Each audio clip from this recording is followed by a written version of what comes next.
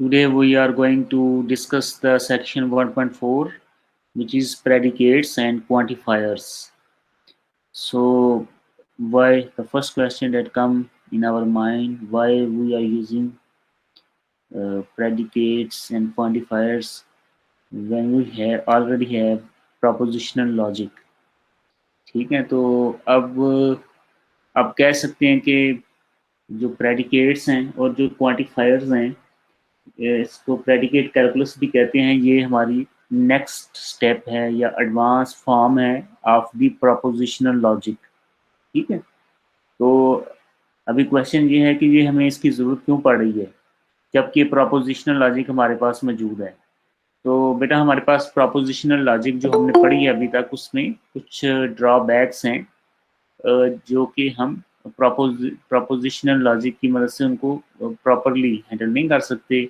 इसलिए हमें इस प्रेडिकेट लॉजिक की जरूरत पड़ गई है। ठीक है, तो ये क्या ड्रॉबैक्स थे इन प्रोपोजिशनल लॉजिक?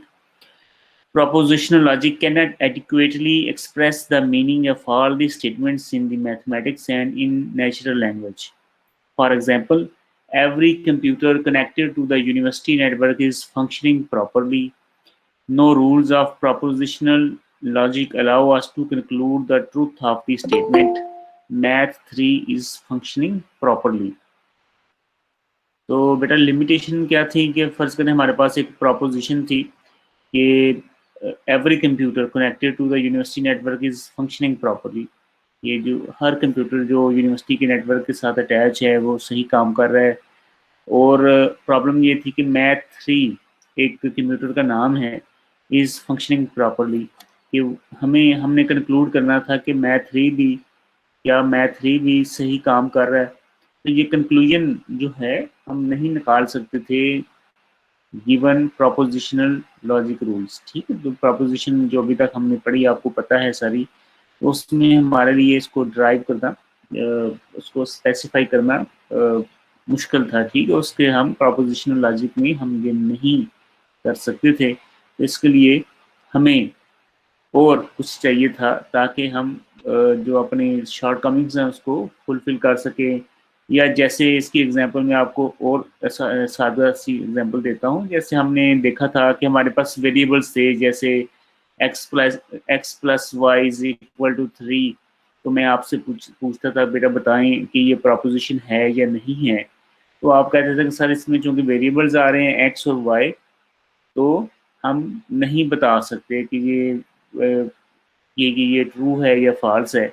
तो जब इस तरह की कंडीशन हो जहाँ पे प्रोपोजिशनल लॉजिक हमें हेल्प ना कर रही हो, तो फिर हमने क्या किया, एक और एडवांस फॉर्म लेके आए जिसको प्रेडिकेट लॉजिक भी कहते हैं। तो प्रेडिकेट लॉजिक में we will see how predicate logic can be used to express the meaning of a wide range of statements in mathematics and computer science in ways that permit us to reason and explore relationships between objects। तो ये बेटा हमें help करेगी कि reason कर सकें। ये reason यानी कि सोचो विचार जो हम कर रहे हैं, जो जो अभी हमने देखा भी था कि हम डिफरेंट रूल्स को अप्लाई करते हुए कुछ चीज़ साबित करते हैं। कोई कुछ कहते हैं कि ये दो साइड्स जो हैं, दो प्रोपोजिशन एक दूसरे के इक्वलेंट हैं। तो हम some rules, by using some rules we conclude that both sides are equal और नॉट। ठीक है, तो इसी तरीक़ा से हम ऑब्जेक्ट्स के दरमियान जो रिलेशनशिप्स हैं उनके मतलब भी हम प्रेडिकेट लॉजिक के थ्रू ही करेंगे। ठीक है, तो अब सबसे पहला क्वेश्चन है, what are predicates? In mathematics arguments, we will often see sentences containing variables such as x greater than 0, x is equal to y plus 3. Computer x is functioning properly. ठीक है, for each sentence we call the variable as the subject of the sentence। इसमें जो variable होगा जैसे x है, x Y है, computer x है, इसको हम सब्जेक्ट ऑफ द सेंटेंस कहेंगे। ठीक है, the other part which describes the property of the variables as the predicate of the sentence. तो जो दूसरा पार्ट होगा, जो बाकी रिमेनिंग पार्ट होगा, उसको हम प्रेडिकेट कहेंगे। ठीक है, ये इंग्लिश में इसको वर्ब फ्रेज भी कहते हैं, वर्ब फ्रेज। ठीक है, वर्ब जिसमें आ रहा होता है। तो अब इसमें बाकी रिमेनिंग पार्ट क्या है बेटा, ये जो पहली हम देख रहे हैं, तो इसमें greater than zero, greater than zero is a predicate. ऐसे ही ये हमारे पास होल जो एक्स, इसमें वेरिएबल को ओमिट कर दें, एक्स ये जो साइड है, राइट साइड लेफ्ट साइड के इक्वल है, ठीक है, विद एडिशन ऑफ 3, ये हमारे पास प्रेडिकेट होगा। ठीक है, उस तरह फंक्शनिंग प्रॉपरली इसमें हमारे पास प्रेडिकेट होगा। ठीक है, तो ये हमारा कोई भी चीज़ होगी सेंटेंसेस, उसको दो पार्ट में हम डिवाइड करेंगे। अ, एक होगा सब्जेक्ट, और जो बाकी रिमेनिंग पार्ट होगा which is basically showing the property of that subject और वेरिएबल, जो कि प्रॉपर्टी शो कर रहा होगा, उसको हम प्रेडिकेट कहते हैं। ठीक हो गया बेटा। तो अब मैंने इसको आपको बता दिया है कि take example x greater than 0 as an example, x the subject, greater than 0 the predicate. Once the value of x is assigned, the above sentence becomes a proposition and has a truth value. We can denote it as a sum of some function px of x. p is called a propositional function. ठीक है, तो अब बेटा आपने इसमें इस slide में हमें दो चीज़ें डिस्कस कर दी हैं। एक चीज़ ये है कि जब हम उसको क्या करेंगे, हम वैल्यू इसको once the value of x is assigned, जब हम एक्स को कोई वैल्यू असाइन कर देंगे, जहाँ पे जब एक्स को कोई वैल्यू असाइन कर देंगे, तो फिर हमारे लिए ये बड़ा इजी हो जाएगा कंपेयर करना विद ज़ीरो, कि ये ज़ीरो से छोटा है या बड़ा है या बराबर है क्या है। तो अगर हम कंपैरिजन कर सकेंगे तो इसका मतलब है हम फिर क्या कहेंगे, हम कह सकते हैं कि ये प्रपोजिशन है, क्योंकि हम बड़ी ईजिली उसकी ट्रुथ वैल्यू डिटरमिन कर सकते हैं। ठीक है, we can denote we can denote it as some function px। तो हम इसको रिप्रेजेंट कैसे करेंगे, हम इसको लिखेंगे कैसे, तो इसको सम फंक्शन की फॉर्म, एक फंक्शन की फॉर्म p ऑफ x की फॉर्म में लिखेंगे। आपने कैलकुलस वगैरह में देखा होगा फंक्शंस हम कैसे लिखते हैं, तो p ऑफ x की फॉर्म में लिखेंगे। यहाँ पे x हमारे पास वेरिएबल है, और जो फंक्शन p है ना, उसको हम प्रोपोजिशनल फंक्शन या प्रेडिकेट कहते हैं। ठीक हो गया। तो एग्जाम्पल देख लेते हैं। तो let T x denote the sentence x greater than zero. ठीक है, हमारे पास पी एफ एक्स जो है वो क्या क्या है, वो एक्चुअली ये चीज़ बता रहा है कि एक्स ग्रेटर देन जीरो। तो अब हम क्या करते हैं, अब हम ये एक्स की जगह पे कुछ वैल्यूज पास करते हैं, जैसे पी एफ ज़ीरो और पी एफ वन। तो ये हम इसको दो वैल्यू पास करते हैं। अब मुझे बताएं कि हमारा क्या आंसर होगा, पी एफ ज़ीरो का क्या आंसर होगा। ये x की जगह पे जीरो पास हो रहा है, और यहाँ पे जीरो रिप्लेस हो जाएगा, जीरो ग्रेटर देन जीरो हो जाएगा। तो क्या ये ट्रू है या फॉल्स है? फॉल्स है सर। हाँ फॉल्स है, शाबाश। अब पी एफ ज़ीरो जो है ना फॉल्स है। ठीक है, तो ये हमारे पास एक प्रोपोजिशन बन गई और हमने इसकी ट्रुथ वैल्यू जो है वो आइडेंटिफाई कर दी। ऐसे मुझे बताएं पी एफ वन क्या होगा, ट्रू होगा या फॉल्स होगा? ट्रू होगा सर, क्योंकि हाँ 1 इज शाबाश, ग्रेटर देन 0। हाँ शाबाश। ठीक है, तो आप देखें कि जो हमारा डिसएडवांटेज था या लिमिटेशन थी पीछे प्रोपोजिशनल लॉजिक के अंदर, कि हम वेरिएबल को डील नहीं कर सकते थे, अब प्रेडिकेट लॉजिक के अंदर हमने एक तरीका ढूंढ लिया कि कैसे हम उन वेरिएबल्स को वैल्यूज पास करें और हमारे पास रिजल्ट आ जाए, और उससे हमें आसानी हो कि हम उसको बता सकें कि वो हमारे पास वो ट्रू है या फॉल्स है। ठीक है, जैसे आप दूसरी एग्जांपल देखें, let q x comma y denote the sentence x is equal to y plus 3। what are the truth values of q12 and q30? तो q12 जब q जो हमारे पास प्रेडिकेट है, प्रेडिकेट फंक्शन, उसमें हम वैल्यू पास करें 1 और 2, गिवन दैट के प्रेडिकेट हमारे पास यहाँ पे मौजूद है x is equal to y plus 3, तो क्या आंसर आएगा? सर फॉल्स आएगी ट्रुथ वैल्यू। हाँ शाबाश। और Q30 का क्या आंसर आएगा? सर ट्रू आएगी इसकी ट्रुथ वैल्यू, क्योंकि हाँ वो जी जी, दोनों साइड से इक्वल हो जाती हैं। Yes sir. शाबाश। तो ये बेटा हमारे पास हमने प्रेडिकेट को देख रहे हैं। अब जो दूसरा अहम पार्ट है जो हम अभी डिस्कस करने लगे हैं, that is known as quantifiers. In English the word all, some, many, none, few are used to express some property. Predicate is true over a range of subjects. These words are called quantifiers. जो भी हमने बेटा word देखे ना, all, some, many, none, few, तो इन words को हम कहते हैं क्वांटिफायर्स। और ये क्या करते हैं, जो प्रॉपर्टी है ना, जो प्रेडिकेट है, उसको, उसकी जो वैल्यू है उसको over a range of subjects बताते हैं। Over a range of subjects यानी ऑल का मतलब है कि सारे, एक रेंज है ना सब्जेक्ट्स की, सब के ऊपर ये ठीक है, ये प्रॉपर्टी है। सब जो हैं वो सबका जीपीए 4 है, सबका जो सीजीपीए है वो 3 है, सब ठीक है। तो एक रेंज बता रहे हैं कि सबका ठीक है, ऐसे या फ्यू का या मैनी का या सम का, ठीक है। तो ये इस इन वर्ड्स को हम क्वांटिफायर्स करते हैं, ठीक है, जो काउंट करके बता रहे होते हैं कि इतने लोग, ठीक है। In mathematics two important quantifiers are commonly used to create a proposition from a propositional function. तो हमारे पास बेटा दो अहम क्वांटिफायर्स हैं जिनको हम डिस्कस करेंगे। The first one is known as universal quantifier and the second one is known as existential quantifier, ठीक है। तो हम अब इनको बारी बारी डिस्कस करेंगे। So what is universal quantifier? In mathematical statement says that a property is true for all values of a variable when values are chosen from some domain, ठीक है जी। इसको डोमेन या डोमेन ऑफ डिस्कोर्स भी कहते हैं। Domain कहते हैं area, एक खास लिमिटेड थिंग। जैसे कि डोमेन क्या है कि मैं कहता हूँ आपकी क्लास में जो स्टूडेंट रजिस्टर्ड है ना, वो डोमेन है, ठीक है। तो अब मैं कोई भी बात करूंगा, कोई भी प्रेडिकेट, कोई भी प्रोपोजिशनल लॉजिक की बात करूंगा, मैं आपकी क्लास की बात करूंगा कि आपकी क्लास में ये हुआ, आपकी क्लास में इतना जीपीए आया, आपकी क्लास में इतने पास हो गए, आपकी क्लास में इतने, मैं एक डोमेन बता रहा हूँ, ठीक है। तो एक डोमेन ये है।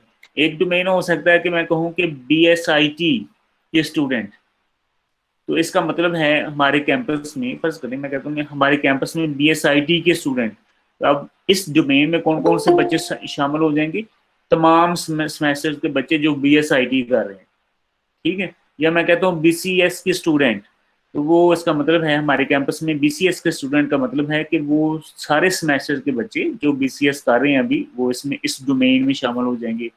या मैं कहता हूँ कि डिपार्टमेंट ऑफ IT के स्टूडेंट्स, तो इसका मतलब है कि BCS के भी सारे बच्चे, BIT के भी सारे बच्चे और MSc के भी सारे बच्चे, तो ये सारे जो IT में बच्चे रजिस्टर्ड है ना, वो उस सब बच्चों की मैं डोमेन और उनकी बात कर रहा हूँ, ठीक है। या मैं अपनी डोमेन चेंज करता हूँ, मैं कहता हूँ नहीं, पंजाब यूनिवर्सिटी गुजरांवाला कैंपस के सारे स्टूडेंट्स। तो अब इसमें जितने भी डिपार्टमेंट्स में जितने भी बच्चे हैं वो सारे के सारे मेरी डोमेन में आ जाएंगे। फिर मैं कहता हूँ नहीं, पंजाब यूनिवर्सिटी के सारे कैंपसेस के बच्चे, तो इसमें Gujranwala campus, JLM campus, Punjab university के 2 जो कैंपस लाहौर में है, तो सब कैंपसेस के बच्चे मिला के मैं उनकी बात कर रहा हूँ। या मैं अपना डोमेन चेंज कर सकता हूँ, मैं कहता हूँ कि नहीं, पंजाब के सारे स्टूडेंट्स, पंजाब की यूनिवर्सिटीज़ के सारे स्टूडेंट, या मैं कहता हूँ पाकिस्तान की सारी यूनिवर्सिटीज़ के स्टूडेंट, या मैं कहता हूँ कि दुनिया की तमाम यूनिवर्सिटीज़ के स्टूडेंट।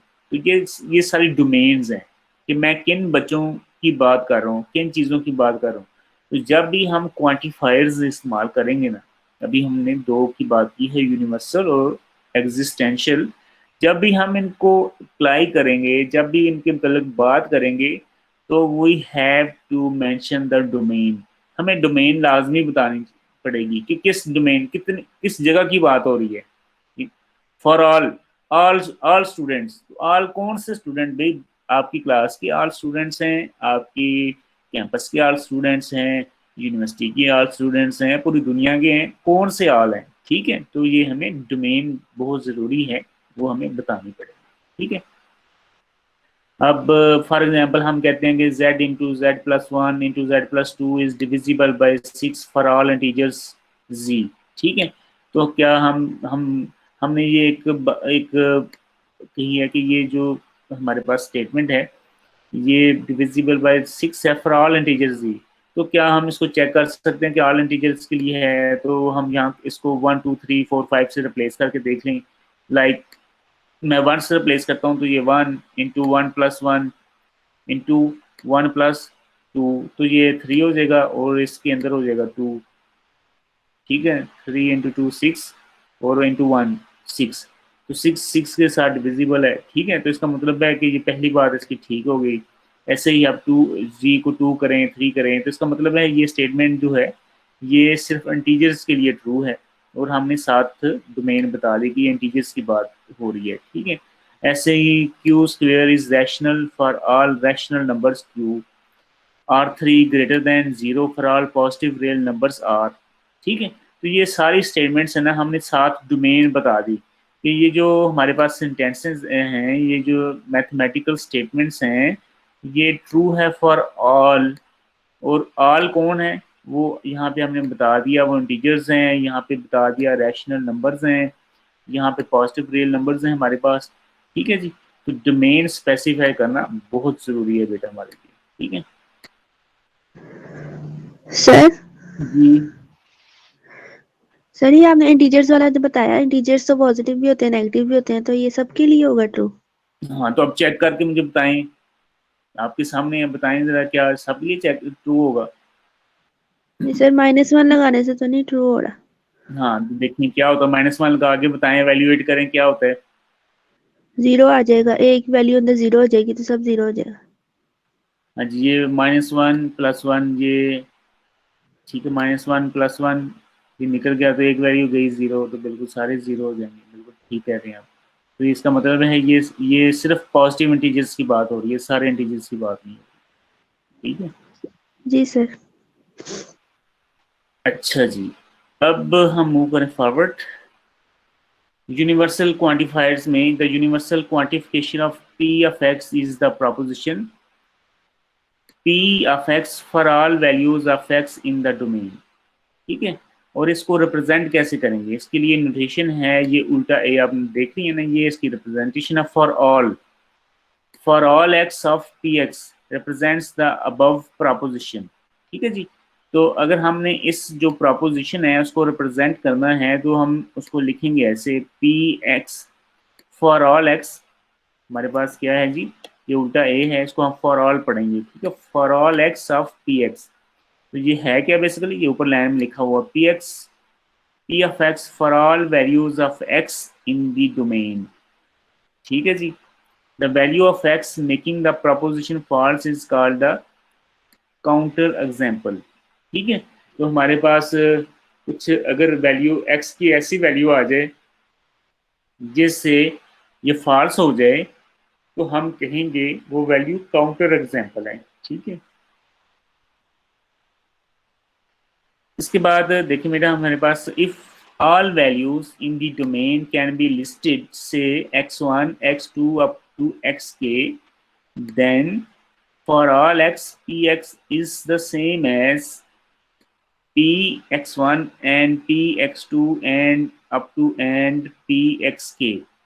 ठीक है, तो अगर हम बेटा इसको जो यूनिवर्सल क्वांटिफायर है अगर हमने उसकी बात की है, तो अगर हमने इस यूनिवर्सल क्वांटिफायर को मेंशन करना हो प्रोपोजिशनल लॉजिक की फॉर्म में जो हमने पीछे पढ़ा था, ठीक है, तो उसको कैसे रिप्रेजेंट करेंगे? तो कैसे होगा? तो for all x P x को अगर हमने रिप्रेजेंट करना हो तो ये ऐसे होगा, px1 and px2 and px3 and px4 up to pxk।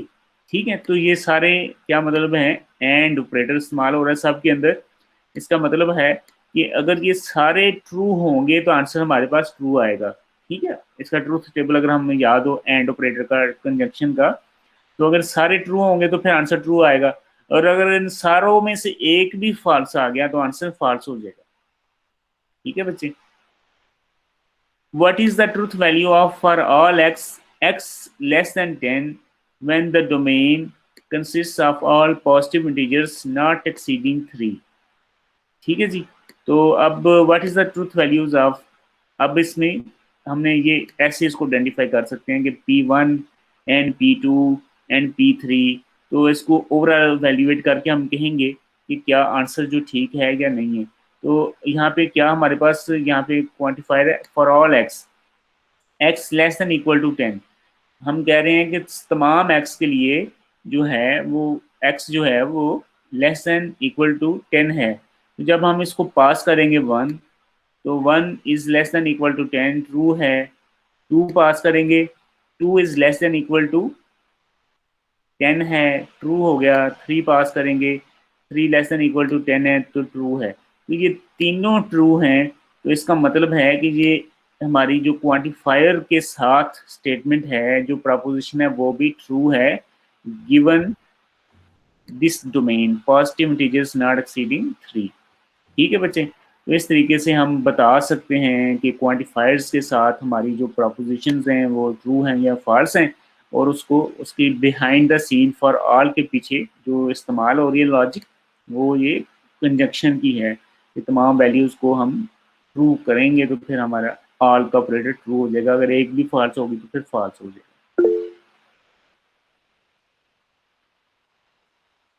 What is the truth value of the for all x square greater than equal to x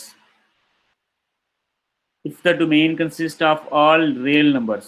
हाँ जी बेटा, अब आपने मुझे बताना है कि क्या इसका आंसर होगा। In consist of all real numbers, in particular the case x is equal to 0.5 is the counter example। ठीक है, तो अब इसमें हम कहते हैं कि if the domain consist of all real numbers, अगर हमारे पास x 0.5 है तो फिर क्या होगा।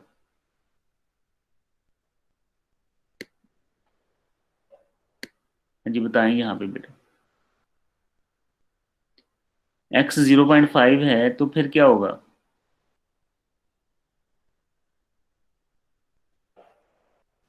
सर फिर फॉल्स हो जाएगा। हाँ फॉल्स हो जाएगा। तो ये फॉल्स हो जाएगा तो इसका मतलब है कि ये हमारे पास है क्या, काउंटर एग्जाम्पल एक आ गई। मतलब क्या, हमने कहा कि सारे 10 ठीक है, उसमें से एक फॉल्स हो गया, तो वो काउंटर एग्जाम्पल हमारे पास आ जाएगी। ठीक है, और if the domain consists of all integers, to see this we notice the following equivalences। ठीक है, तो x square greater than equal to x is if and only if x into x minus 1 greater than equal to 0 if and only if x less than 0 or x greater than 0। Thus x square greater than equal to x cannot be false since there are no integers x with 0, x greater than 0 and x less then 0। ठीक है, तो ये logically हमने थोड़ा सा इसको बताया कि ये फॉल्स नहीं हो सकता। वजह ये है कि जो इंटीजर है वो 0 और 1 के दरमियान नहीं हो सकता। ठीक है, आपको पता ही है इंटीजर्स हमारे पास होल नंबर्स होते हैं, वो 0 1 2 3 4 फ्रैक्शंस में हम उनको मेंशन नहीं कर सकते। लेकिन जो हमारे पास जो बेटा रियल नंबर्स हैं वो पॉजिटिव हो सकते हैं, नेगेटिव हो सकते हैं, और उनको हम फ्रैक्शंस में भी रिप्रेजेंट कर सकते हैं। ठीक है, तो ये हमारे पास रियल नंबर्स हैं। तो इसका मतलब है कि हमारा रियल नंबर्स के ऊपर हमें काउंटर एग्जांपल एक मिल गई है, जिसकी वजह से ये हमारी प्रपोजिशन फॉल्स हो जाएगी। लेकिन इंटीजर्स के ऊपर हमें काउंटर एग्जांपल नहीं मिली, इसलिए ये ट्रू रहेगी फॉर इंटीजर्स। अब सेकंड क्वांटिफायर है which is known as existential quantifier. Many mathematical statement says that a property is true for some value for of a variable when values are chosen from some domain। ठीक है, तो यहाँ पे for some value की बात कर रहे हैं, for all की बात नहीं हो रही, for some few values। ठीक है, जैसे कि 2 raised to the power 2 raised to the power z plus 1 is a prime for some non-negative integer z, or raised to the power s is rational for some irrational numbers R N S. ठीक है, तो ये हमारे पास कुछ examples हैं जिसमें हम कहते हैं कि फ्यू, कुछ के लिए वो ट्रू है और ठीक, और कुछ के लिए ट्रू है। तो वो कुछ जो है ना, वो कुछ से मुराद ये होती है कि कम से कम एक, कम अज कम एक के लिए वो ट्रू है। ठीक है जी, तो यहाँ पे अगर ऐसी सूरत हो जाए तो उसको हम एग्जिस्टेंशियल क्वांटिफायर कहेंगे। और यहाँ पे अगेन डोमेन बहुत जरूरी है, डोमेन आपको मेंशन करनी पड़ेगी भी कौन सी। ठीक है, तो फर्ज करें मैं कहता हूँ आपकी क्लास में एक कम से कम एक स्टूडेंट का जीपीए 4 आया है, ठीक है, एक स्टूडेंट आपकी क्लास में, ठीक है, तो सिर्फ आपकी क्लास की डोमेन की बात हो रही है, बाकी क्लासेस की बात नहीं हो रही, बाकी डिपार्टमेंट्स की बात नहीं हो रही, ठीक है। The existential quantification of P of x is the proposition Px for some values of x in the domain. The notation there exist, ये जो उल्टा ये आपको नजर आ रहा है, इसको there exist कहते हैं, ठीक है। जब इसको हम पढ़ेंगे, बोलेंगे, लिखेंगे तो there exist x of Px represents the above proposition. The proposition is false if and only if Px is false for every value of x. तो ये false कब होगी? ये false बेटा तब होगी जब तमाम की तमाम वैल्यूज के लिए false होगी। हम कहते हैं ना कम से कम एक का जीपीए 4 आया है, मैं कहता हूँ आपकी क्लास में कम से कम एक स्टूडेंट का जीपीए 4 आया है, तो अगर एक का आया है तो इसका मतलब है ठीक है, ट्रू है। अगर एक का भी नहीं आया, सारी क्लास में किसी का नहीं आया, किसी स्टूडेंट का 4 जीपीए नहीं आया, तो इसका मतलब है ये फॉल्स है, ठीक होगी, ये हमारी क्वांटिफिकेशन फॉल्स हो जाएगी। If all values in the domain can be listed, say x1, x2 up to xk, then there exists x, px is same as p of x1 और p of x2 और p of x3 and so on, ठीक है जी। तो ये अगर हम इसको क्वांटिफिकेशन की फॉर्म में लिखना चाहें तो इसमें आप देखिए हम और ऑपरेटर या डिसजंक्शन का इस्तेमाल आ रहा है। ऑल में हमने कंजंक्शन ऑपरेटर लगाया था, यहाँ पे हमारे पास डिसजंक्शन ऑपरेटर का इस्तेमाल हो रहा है, ठीक है। तो इससे अब अगर इसका ट्रूथ टेबल आपको पता ही है और ऑपरेटर का, तो बड़ा इजी है।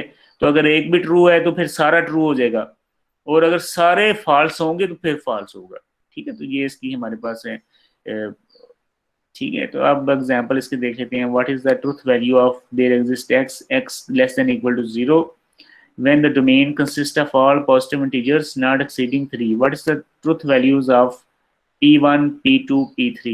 तो क्या ये ट्रू है या फॉल्स है? तो बेटा इसको p1 पास करें तो क्या हो जाएगा जी? 1 less than equal to 0, false. उसके बाद 2 इसको पास करें, 2 less than equal to 0, false. 3 less than equal to 0, false, ठीक है। इसका मतलब है तीनों स्टेटमेंट फॉल्स हो गई हैं। तो अगर हम इसको अकॉर्डिंग टू ट्रूथ टेबल भी देखें तो ये हमारी जो there exist x less than equal to 0 false हो जाएगी।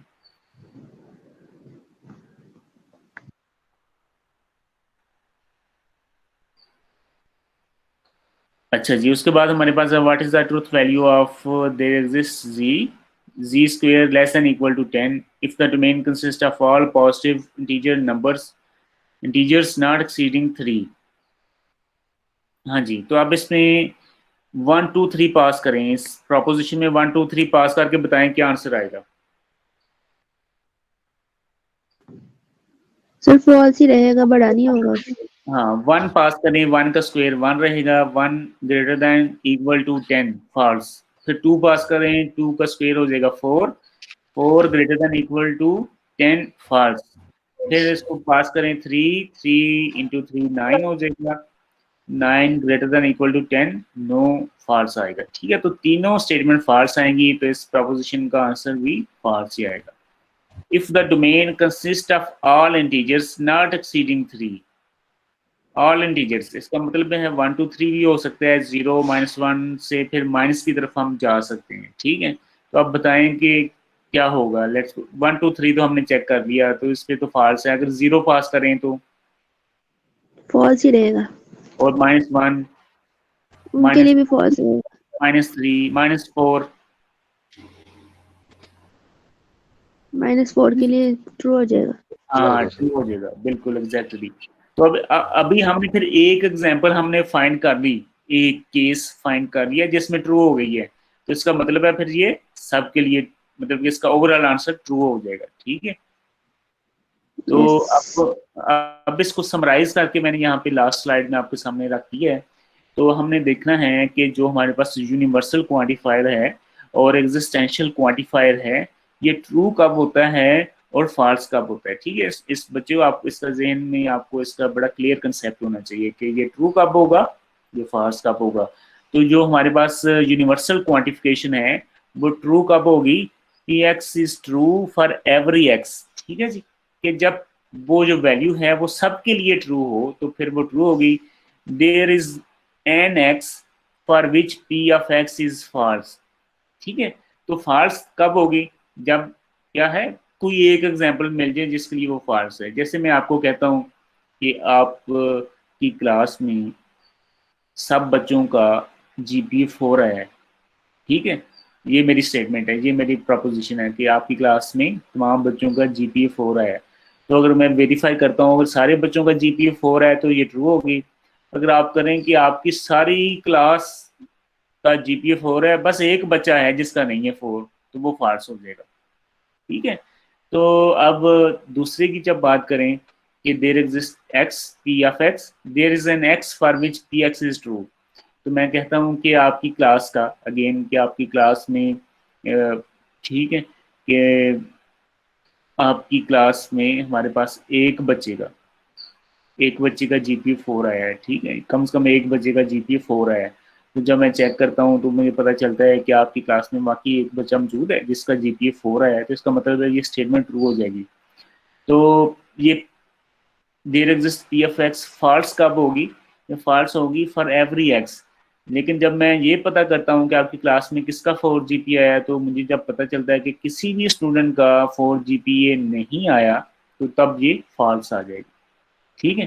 तो अब आपने गौर से इन दोनों की ट्रू और फॉल्स वैल्यूज को आपने अच्छे तरीके से याद करना है कि ये ट्रू कब होंगी और फॉल्स कब होंगी। तो इसमें हमने बताना है, फर्स्ट क्वेश्चन है कि let px denote the statement x less than equal to 4, what are these truth values? ठीक है, pf0 की क्या वैल्यू होगी बेटा? ट्रुथ होगी, ट्रूथ होगी, टी होगी, ठीक है, शाबाश, बाकी भी इसी तरीके से आपने कर लेना है। let q x y denote the statement x is the capital of y, what are these truth values? ठीक है, तो q Denver Colorado, q Detroit Michigan, q Massachusetts Boston, q New York, ठीक है। तो ये आपने बताना है कि क्या ये दोनों, क्या ये पहला जो है ये दूसरे का कैपिटल है या नहीं है। तो ये फिर जनरल नॉलेज का क्वेश्चन आ गया है, तो अगर आपको आता है तो ठीक है, नहीं तो फिर आप वेब से देख सकते हैं कि क्या वाकई इनके यही हैं या कोई और हैं, ठीक है, इसको वेरीफाई कर सकते हैं। उसके बाद है fifth question, let P x be the statement x spends more than 5 hours every weekday in class where the domain of x consists of all students. Express each of these quantifications in English. ठीक है, तो हमारे पास है कि x spends more than 5 hours every weekday in class, ठीक है जी। तो अब हम इनको क्या करेंगे, अब हम इनको रिप्रेजेंट कर सकते हैं by some, by using English, ठीक है जी। तो हम इसको इंग्लिश के थ्रू भी कर सकते हैं। तो पहला हमारे पास क्या है जी, पहला हमारे पास है, हाँ जी, there exist x P of x, ठीक है, there exist x P of X. तो इसको इंग्लिश में रिप्रेजेंट करना है तो कैसे हम कहेंगे, और हमें पी ऑफ एक्स का पता है, spend more than 5 hours every weekday in class, spends more than 5 hours every weekday in class। तो इसको इंग्लिश में बोलना या लिखना है तो कैसे लिखेंगे, कोई स्टूडेंट कर सकता है इसकी ट्रांसलेशन?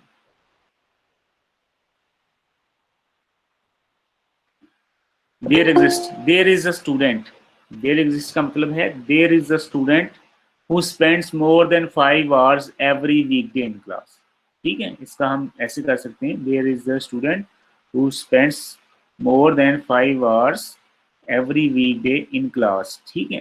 तो बी को देखें, for all x P x, for all x P x, ठीक है। तो ये इसकी ट्रांसलेशन कैसे होगी, every student spends more than 5 hours every weekday in class।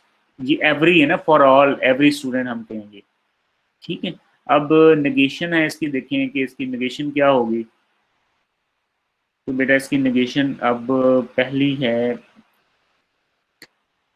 There exist negation of P x, ठीक है। अब बेटा आपने देखना है कि अब हम कह रहे हैं कि वो स्पेंड नहीं करते, ठीक है। तो अब पी एक्स का मतलब है कि वो मोर देन 5 आवर्स स्पेंड करते हैं, तो नेगेशन हो गई कि वो मोर देन 5 जो है वो स्पेंड नहीं करते, ठीक है। तो देयर एग्जिस्ट इसकी ट्रांसलेशन होगी देयर इज अ स्टूडेंट, ठीक है। उसके बाद नेगेशन है who does not spend more than 5 hours every weekday in class, ठीक है जी। There is a student who does not spend more than 5 hours every weekday in class, ठीक है। तो ऐसे ही फॉर ऑल एक्स, जी बेटा ऐसे ही लास्ट हम कर सकेंगे डी की, ठीक है। उसके बाद है translate these sentences into English where C of x is C is comedian and F of x is funny and the domain consist of all people, ठीक है। तो हमने इसको क्या करना है, इसको इंग्लिश में कन्वर्ट करना है। तो for all x C x implies F of x, ठीक है जी। तो पहला है for all x C x implies F of x, ठीक है। तो इसको हमने क्या करना है, इसको इंग्लिश में करना है, ठीक है। और इंग्लिश में हमें पता है कि हमने क्या इसको बताया है कि हमारे पास एक फनी है, कॉमेडियन है और फनी है। तो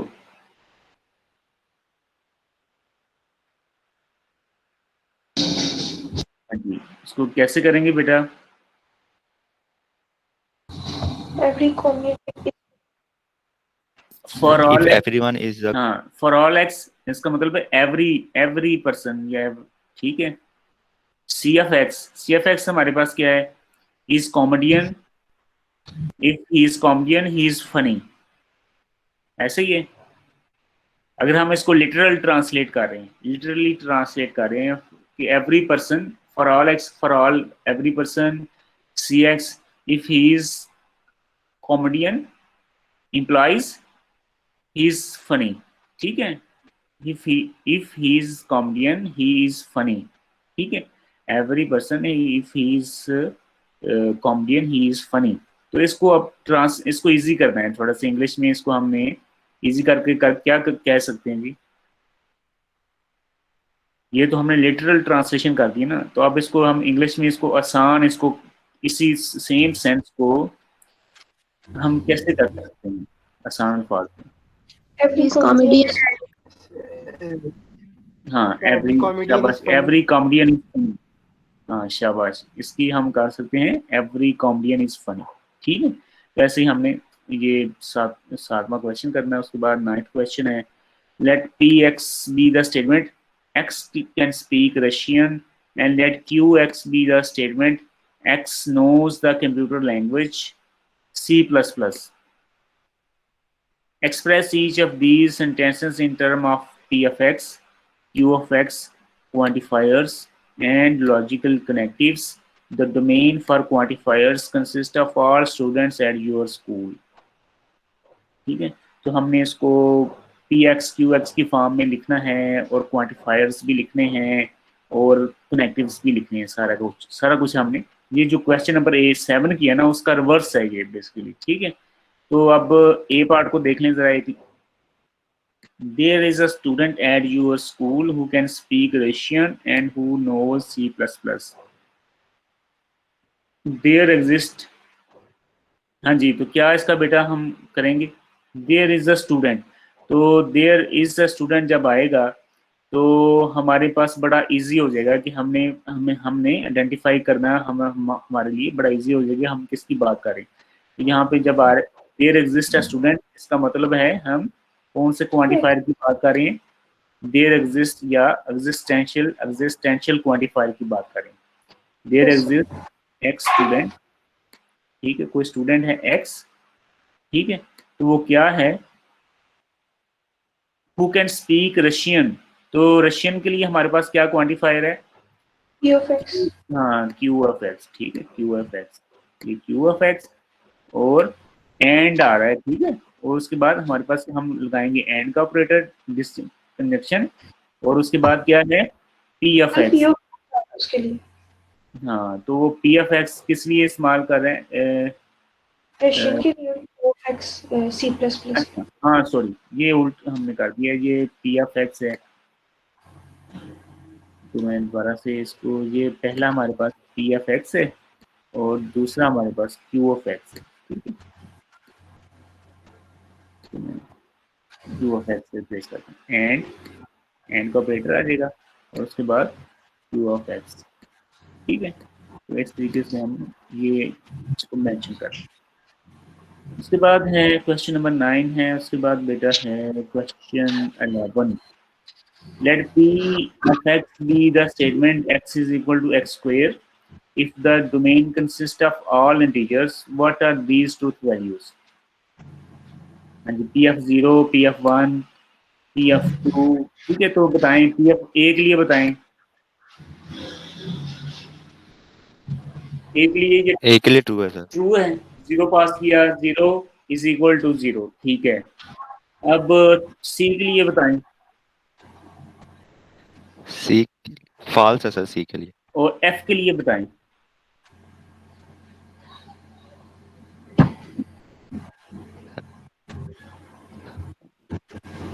एफ के लिए एक्स इज इक्वल फॉल्स होगा ना, फॉल्स है सर। ये एक फॉल्स है स्टेटमेंट फॉल्स है। अगर फॉर ऑल एक्स में अगर एक स्टेटमेंट में फॉल्स आ गई तो फॉल्स हो जाएगा। और हम फॉर एग्जांपल 2 की बात कर लेते हैं, अगर हम इसको 2 पास करें तो 2 इज इक्वल टू 4, जो कि फॉल्स है, ठीक है, नहीं हो सकता, ठीक है। जो सी वाला केस हम इसके ऊपर अप्लाई कर दें तो फॉल्स हो जाएगा, ठीक है। तो ये फॉल्स हो जाएगा इसका एफ का। उसके बाद है question number 13। Determine the truth value of each of these statements if the domain consists of all integers. ठीक है, तो हमने बताना है कि अगर तमाम इंटीजर्स हैं तो अगर हम इसकी क्या होगी truth values for all x, for all n plus 1 greater then n, ठीक है। तो फर्ज करें हम 0 अगर रखते हैं तो 0 प्लस 1 1 ग्रेटर देन 0 ट्रू हो जाएगा। अगर 1 रखें 1 प्लस 1 2 ग्रेटर देन 1 ट्रू हो जाएगा। अगर हम 3 रखें 3 प्लस 1 3, 3 प्लस 1 4 हो जाएगा, 4 ग्रेटर देन 3, ठीक है। तो 0 पॉजिटिव के लिए तो ट्रू है। अब इसको नेगेटिव के लिए चेक कर लेते हैं। अगर हम -1 रखें इनको तो -1 प्लस 1 0 ग्रेटर देन -1 ट्रू हो जाएगा। अगर हम हाँ, अगर हम -2 रखें तो ये -1 हो जाएगा विच इज़ ग्रेटर देन -1, ठीक है। तो ये पहला जो ए है बेटा, इसका आंसर क्या आएगा?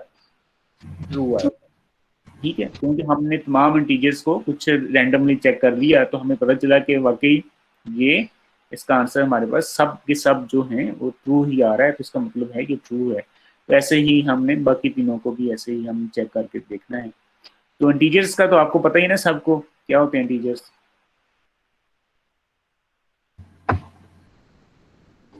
यस हाँ जी, तो क्या होते हैं बता दें जरा, जिनको नहीं पता उनको भी पता चल जाएगा।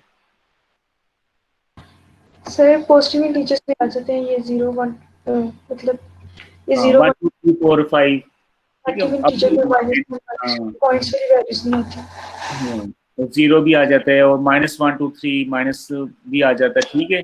इसमें हमारे पास फ्रैक्शंस नहीं आते, पॉइंट्स में नहीं आते, होल नंबर्स होते हैं ये, ठीक है। फ्रैक्शन नहीं होती, होल नंबर्स होते हैं। तो ये हमारे पास इंटीजर्स होते हैं, ठीक है, उनको इंटीजर्स कहते हैं। उसके बाद है क्वेश्चन नंबर 15।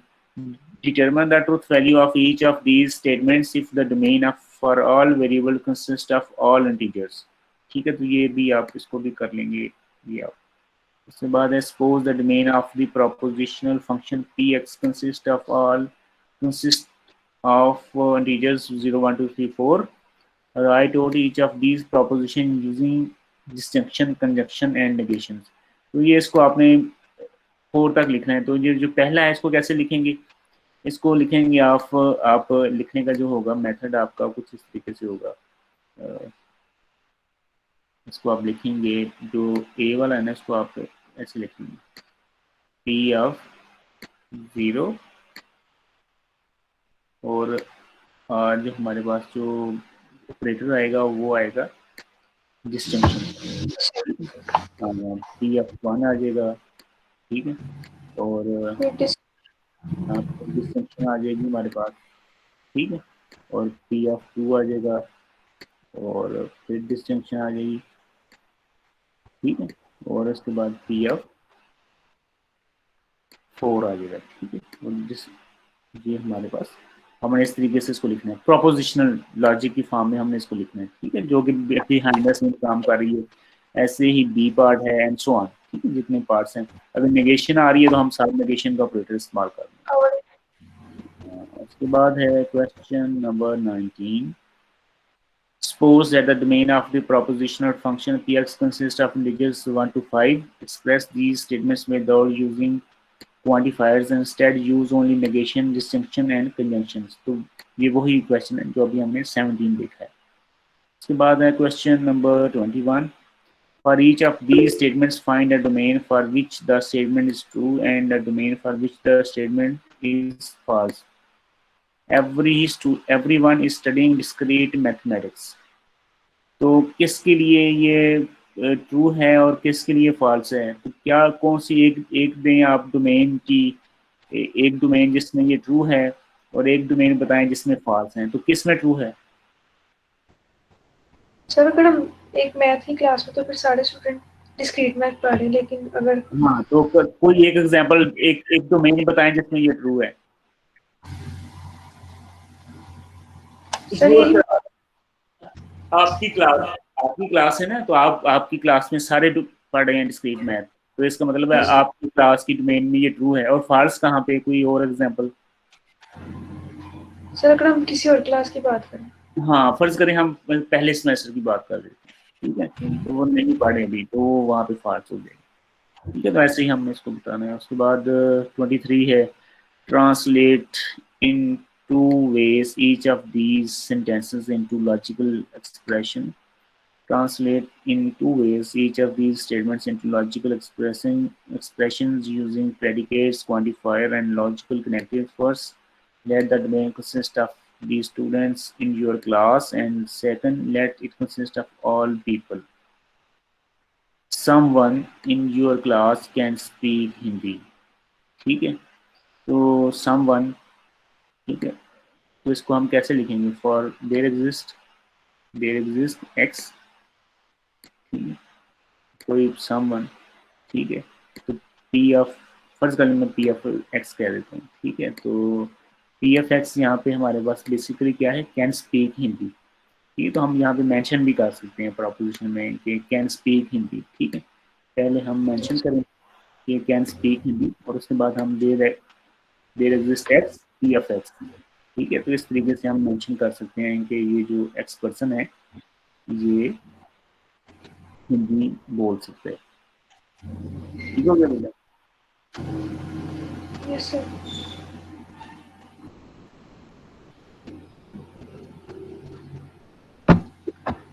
सर ये फिर आगे डोमेन का क्या करना है? हाँ अब इसका डोमेन है, तो अब डोमेन है, पहले हमने बात की है इन योर क्लास, ठीक है। तो अब जो दूसरी डोमेन है वो क्या होगी? ऑल पीपल होंगे। समवन इन ऑल पीपल लिख के तो हाँ, तो हाँ अब वो फिर एक्स पहले इन जब लिखेंगे ना कि आप पी ऑफ एक्स, तो लिखेंगे ये इन योर क्लास। तो अगर हमें सेकंड लिखना है तो फिर हम लिखेंगे कि वो पी ऑफ एक्स, ठीक है, जो पी ऑफ एक्स है वो ऑल पीपल, ठीक है, आगे मेंशन कर देंगे कि ऑल पीपल, ठीक है। तो इस तरीके से हम मेंशन कर सकते हैं, ठीक है। तो वैसे सोल्यूशन मैनुअल में उन्होंने एक और गारबन तरीका भी दिया हुआ है कि उसने P of x, C of x, injection operator use किया। हाँ एच ऑफ एक्स उसने क्या मेंशन किया हुआ है?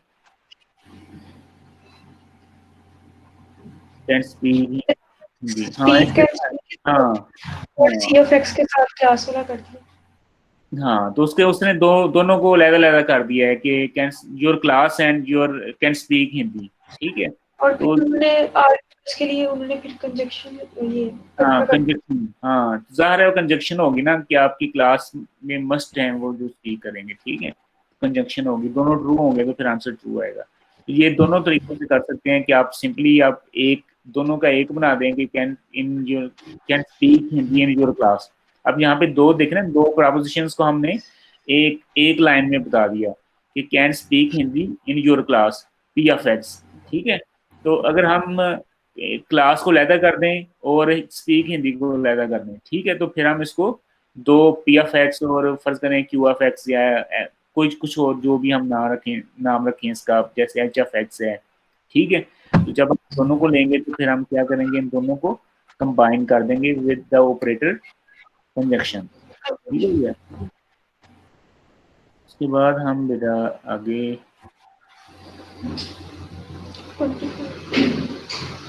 चलते हैं, question number 25, translate each of the sentence into logical expression quantified, ठीक है, ये सेम ही है जो अभी हमने देखा है।